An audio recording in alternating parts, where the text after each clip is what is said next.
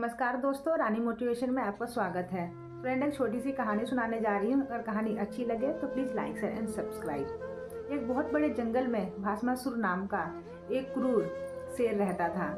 वो बिना ज़रूरत के भी जंगल के सभी जानवरों को मारता रहता था। उसकी इस हरकत से जंगल के सभी जानवर बहुत परेशान थे।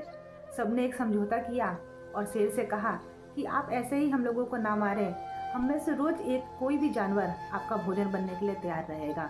ये बात सुनकर शेर ने कहा कि ठीक है, मैं तुम्हारे समझौते से तैयार हूँ।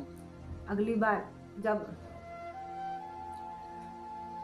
फिर क्या था, रोज कोई ना कोई जानवर शेर के पास जाता और शेर उसे खाते अपनी भूख बुझा। फिर क्या था, सिलसिला ऐसे ही चलता रहा।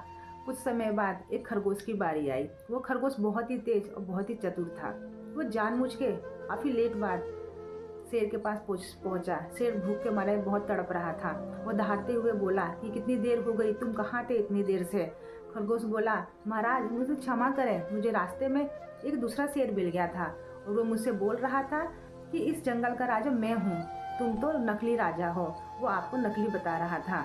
ये बात सुनते ही शेर का अहंकार जाग उठा और वो दहाड़ते हुए बोला, अच्छा कौन है वो शेर, चलो मुझे उसके पास ले चलो। चतुर खरगोश धीरे धीरे उसको एक गहरे कुएं के पास ले गया और बोला कि महाराज ये शेर इसी में रहता है। तो शेर ने उसमें झांका तो अपने ही प्रतिबिंब को वो सोचने लगा कि शायद वो दूसरा शेर है और वो दहाड़ने लगा। उसकी दहाड़ सुनने के बाद अंदर उसके प्रतिबिंब भी दहाड़ रहा था, तो उसको लगा कि ये हो ना हो वही शेर है।